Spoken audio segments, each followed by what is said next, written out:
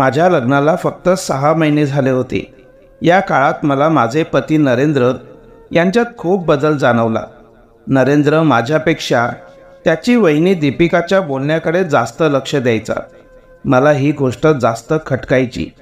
छोट्या छोट्या समस्यांबद्दलही तो आपल्या वहिनीशी बोलायचा आणि माझ्या मोठ्या गोष्टींकडेही दुर्लक्ष करायचा। सुरुवातीला मला वाटले की 10 वर्ष जुन्या वहिनीसोबत तर आपुलकी प्रत्येक दिराला असतेच आणि बायको आल्यानंतर ही आपुलकी आपोआप कमी होत जाते। पण नरेंद्र आणि त्याच्या वहिनीमधला बंध मी कधीच कमी होताना पाहिला नाही। आता मला वाटायला लागलं होतं की ही गोष्ट फक्त आपुलकीची नाही तर दोघांमध्ये त्यापेक्षाही जास्त काहीतरी आहे। आणि माझी जाऊबाई होती ही इतकी सुंदर की तिला पाहता क्षणी कोणताही पुरुष सहज तिच्या प्रेमात पडेल। मला तिच्या या सौंदर्याची भीती वाटत होती। मला खात्री झाली होती की माझा नवरा नरेंद्र केवळ त्याच्या वहिनीच्या सुंदरतेमुळेच तिच्यापासून दूर राहू शकत नव्हता। एके दिवशी सकाळी जेव्हा मला जाग आली तेव्हा मी नरेंद्रला त्याच्या वहिनीच्या खोलीतून बाहेर येताना पाहिले आणि मला पाहताच तो घाबरला आणि सरळ खोलीत जाऊन बाथरूममध्ये शिरला। मी समजली होती की सकाळ सकाळी नरेंद्र त्याच्या वहिनीसोबत काय करून बाथरूममध्ये आंघोळीला शिरला आहे। मी बाथरूमचा दरवाजा जोरात वाजवला आणि म्हणाली, नरेंद्र, तुम्हाला त्या बाईसोबत हे सगळं करायचं होतं तर मग तुम्ही माझं आयुष्य का उद्ध्वस्त केलं?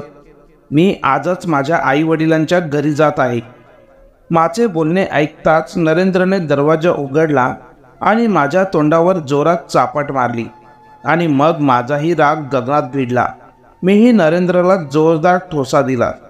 नरेंद्रने माझा हात पकडून मला ओढत पलंगावर फेकून दिले आणि म्हणाला, आरजी, जर पुन्हा कधी त्या बाईबद्दल असे बोललीस तर माझ्यापेक्षा वाईट कोणी नसणार। मी काही बोलणार इतक्यात नरेंद्रने कपाटातून कपडे काढले आणि अंगणात निघून गेला। मी बेडवर पडून राहिले पण तो मला भेटायलाही आला नाही आणि नाश्ता न करताच ड्युटीला निघून गेला। अर्ध्या तासात मीही सामान बांधून माझ्या आई वडिलांच्या घरी जाण्यासाठी निघाले। माझ्या जाऊबाईनेही मला विचारले की मी कुठे जात आहे, पण मी तिच्या प्रश्नाचे उत्तर दिले नाही। मी अशीच निघून गेल्याची बातमी नरेंद्रलाही कळून चुकली होती। मी बस स्थानकावरून बस पकडली आणि संध्याकाळपर्यंत माझ्या माहेरच्या घरी पोहोचली।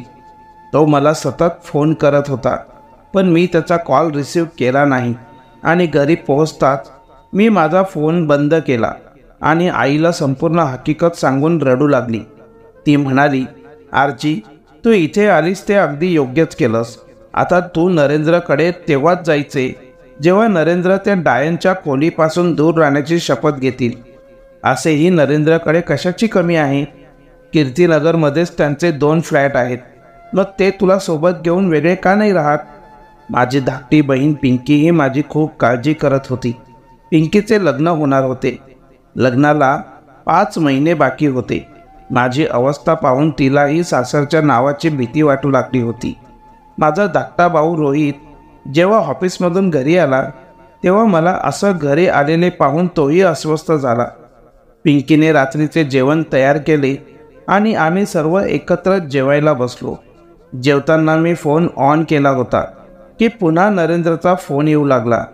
आईने ते पाहिल्यावर ती रागानेच म्हणाली, तू मला फोन दे, मी बोलते त्यांच्याशी। पण मी आईला फोन दिला नाही आणि जेवण उरकून माझ्या खोलीत आली आणि नरेंद्रचा फोन उचलला। तेव्हा नरेंद्र म्हणाला, आरजी, तू तुझ्या स्वतःच्या मर्जीने घर सोडून गेली आहेस, तेव्हा लक्षात ठेव की तुला तुझ्या मर्जीनेच घरी यावे लागेल। मी कोणत्याही किमतीत तुला घ्यायला येणार नाही।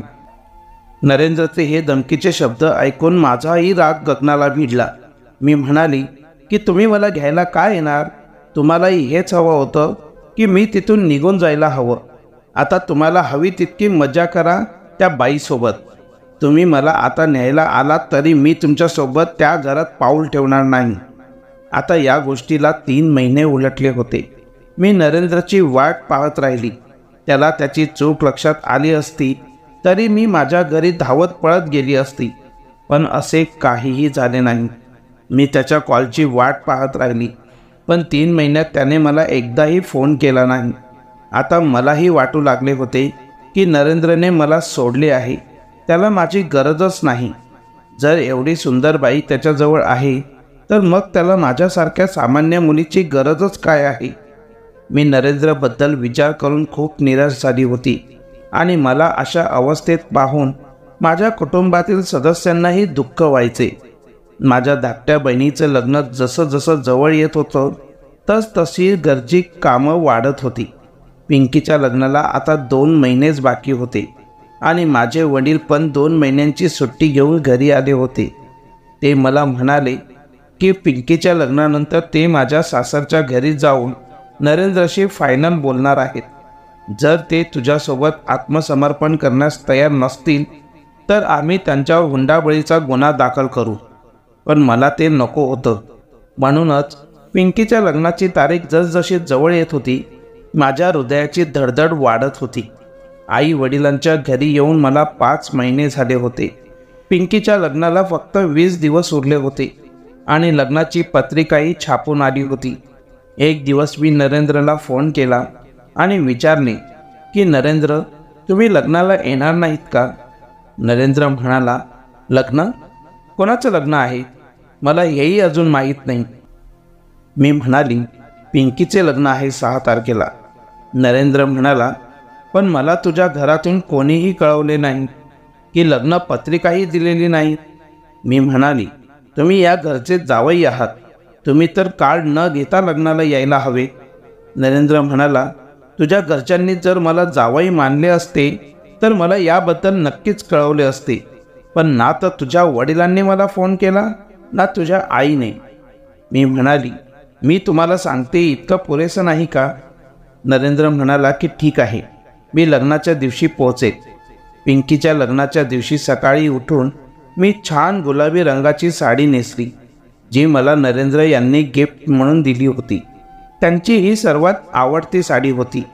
मला आशा होती की नरेंद्र दुपारपर्यंत घरी पोहोचतील आणि वरात गेल्यानंतर त्यांना रात्रभर इथेच थांबावे लागेल. जेव्हा ते रात्रभर माझ्यासोबत राहतील तेव्हा आपोआप त्यांचे डोके ठिकाणावर येईल. मी सकाळीच नरेंद्रला फोन लावला, पण त्यांनी माझा फोन उचलला नाही.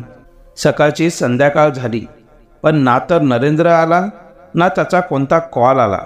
मी खूप नाराज झाले.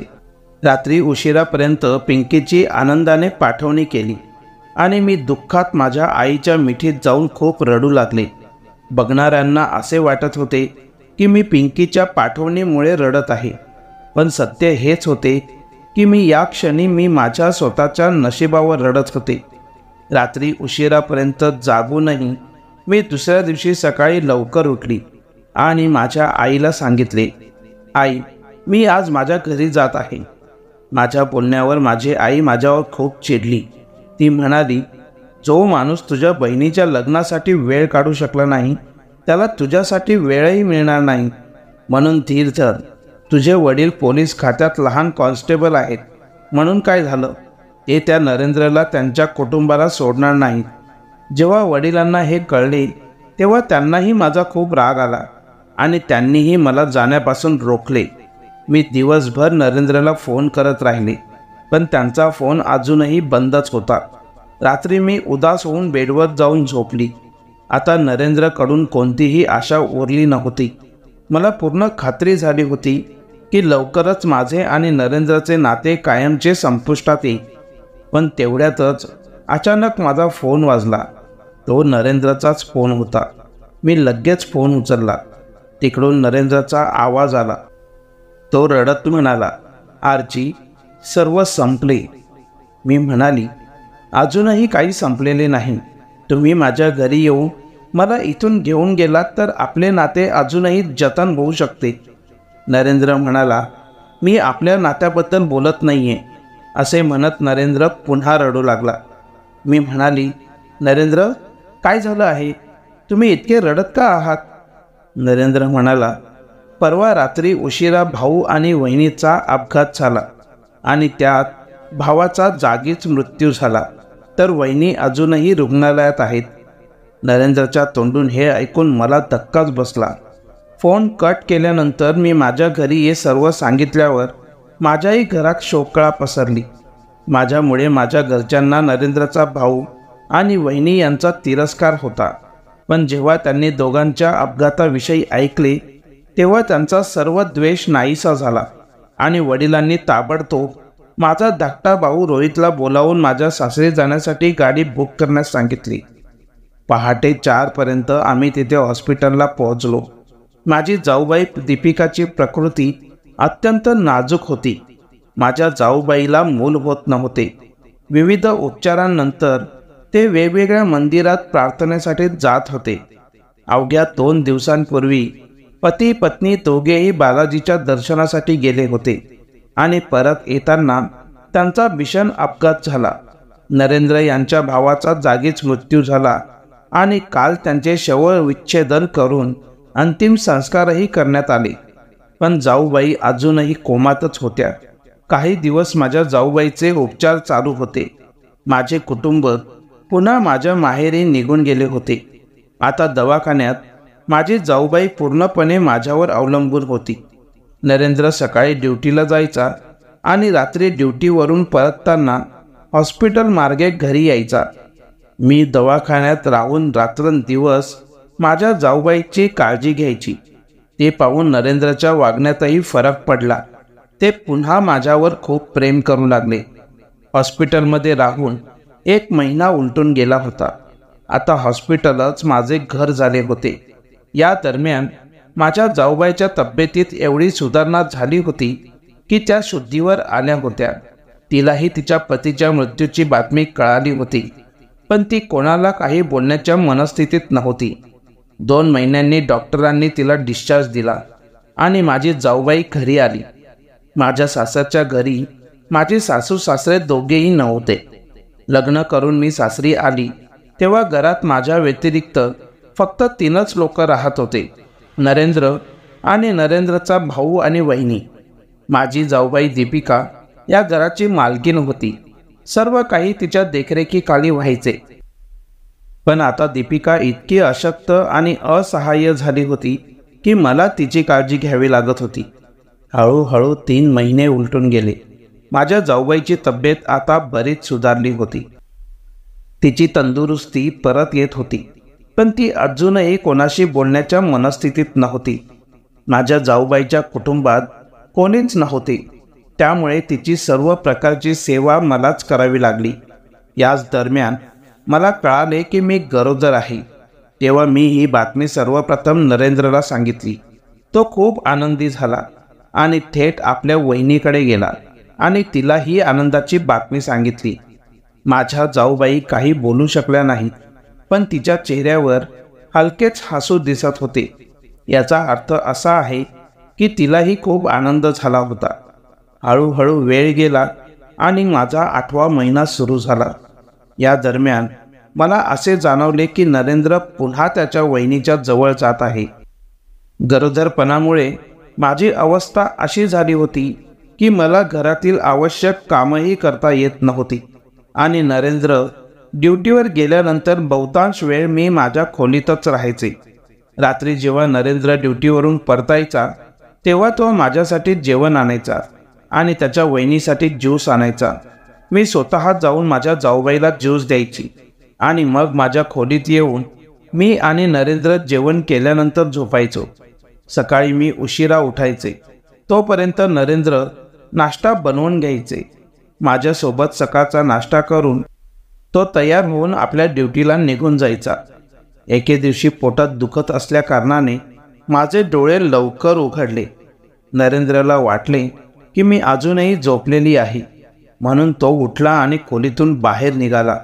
माहीत नाही का, पण मी सुद्धा शांतपणे त्याच्या मागोमाग खोलीच्या बाहेर पडली. मी पाहिले की नरेंद्र थेट त्याच्या वहिनीच्या खोलीत शिरला आणि त्याने आतून दार लावून घेतले. नरेंद्रच्या या कृतीमुळे मी खूप हैराण झाली. मी बराच वेळ उभी राहिली आणि मग शांतपणे जाऊन माझ्या जागेवर आडवी झाली. 20 मिनिटांनी नरेंद्र खोलीत आला आणि माझ्याजवळ येऊन झोपला. नरेंद्रचा हा वेडेपणा मला समजला नाही. तो असे याआधीही करत होता. जेव्हा माझी जाऊ पूर्णपणे निरोगी होती, पण आता ती अपंग व्यक्तीसारखी बेडवर पडलेली असते. तर मग नरेंद्र खोली बंद करून तिच्यासोबत काय करत असेल? असे तर नाही ना की दीपिका पूर्णपणे बरी झाली आहे आणि ती आजारी असल्याचे नाटक करत आहे, जेणेकरून दोघांचे वास्तव माझ्या डोळ्यांपासून लपून राहील. अपंग असल्याच्या नावाखाली धीर आणि वहिनीचा रोमॅन्स सुरू होता आणि मला त्याची कल्पनाही नव्हती. पुढचे काही दिवस मी झोपू शकले नाही. मी पुन्हा नरेंद्रचा तिरस्कार करू लागले. रोज रात्री उशिरा नरेंद्र मला दीपिकाच्या खोलीकडे जाताना दिसायचा. मी गाढ झोपल्यावर नरेंद्र बेडवरून उठून त्याच्या वहिनीच्या खोलीत जायचा आणि आतून दरवाजा बंद करून अर्ध्या तासाने परत यायचा. तेव्हा तो घामाने भिजलेला असायचा आणि माझ्या शेजारी येऊन झोपायचा. माझ्या बाळाच्या जन्माला अजून 15 दिवस बाकी होते. मी ठरवले होते की या दोघांचा रोमांस माझ्याकडून जास्त दिवस सहन होणार नाही. मूल झाल्यानंतर मी आठवडाभर माझ्या खोलीतून बाहेर पडू शकणार नाही. त्यामुळे मुलाच्या जन्माआधीच मी या दोघांना रंगे हात पकडण्याची संधी शोधत होते.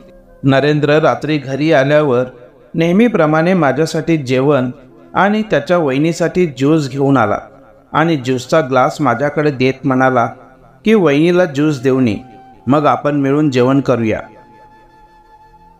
मी म्हणाली की आज तुम्ही तुमच्या वहिनीला स्वतःच्या हाताने ज्यूस देऊन या, माझी तब्येत ठीक नाही आहे, मी झोपायला जात आहे.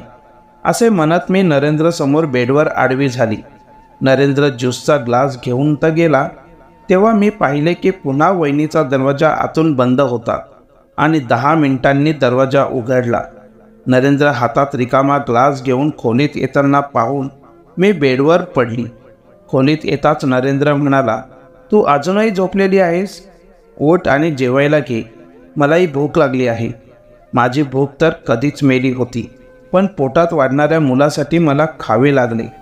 जेवणाचा पहिला घास तोंडात टाकताच नरेंद्र म्हणाला, आर्ची, मी उद्या ऑफिसमधून सुट्टी घेतली आहे, कारण मला उद्या माझ्या वहिनीसोबत हॉस्पिटलला जायचे आहे. त्यांची प्रकृती पुन्हा खालावली आहे. मी म्हणाली की ठीक आहे. किती वाजता निघणार आहात हॉस्पिटलला?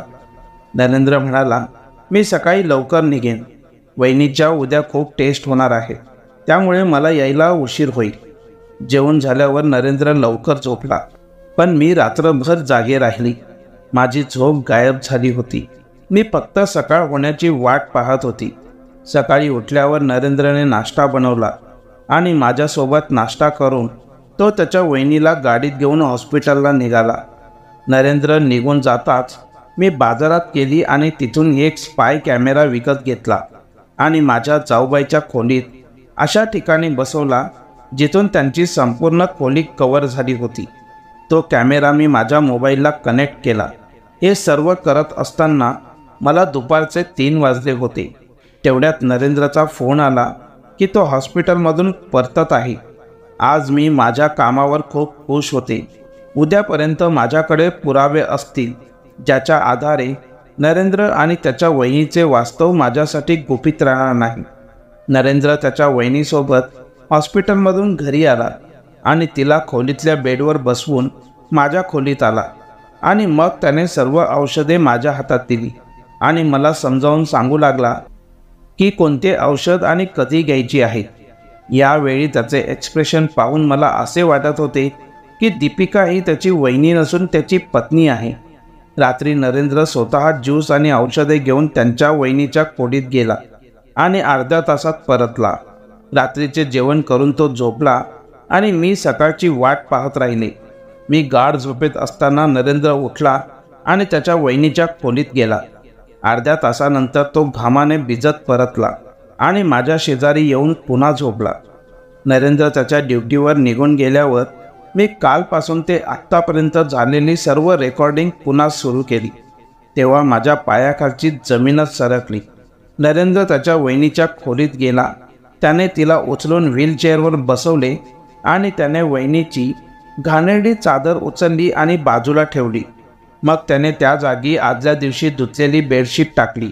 त्यानंतर ती घाणेरडी चादर खोलीच्या बाथरूममध्ये नेली आणि ती धुण्यास सुरुवात केली आणि नंतर त्यांनी धुतलेली चादर बाथरूमच्या खिडकीवरच सुकवण्यासाठी टाळली। मग त्याने आपल्या वहिनीची सलवार काढली आणि तिला धुतलेले कपडे घातले आणि घाणेरडे कपडे बाथरूममध्ये नेले आणि ते धुण्यास सुरुवात केली। हे रेकॉर्डिंग पाहिल्यानंतर माझा दिनक्रम असा बदलला होता की नरेंद्र त्याच्या ड्युटीवर निघताच मी माझ्या मोबाईलवर दीपिकाच्या खोलीत लपवलेल्या स्पाय कॅमेऱ्याचे रेकॉर्डिंग बघायला बसायची आणि प्रत्येक वेळी नरेंद्रचा तोच दिनक्रम पाहायला मिळत होता। नरेंद्र त्याच्या वहिनीच्या खोलीत जे काही करत होता ते एकतर नवरा करू शकत होता किंवा एखादा मुलगा आपल्या आईची अशी सेवा करू शकत होता। एके दिवशी अचानक माझी तब्येत बिघडली आणि मला हॉस्पिटलमध्ये दाखल करण्यात आले।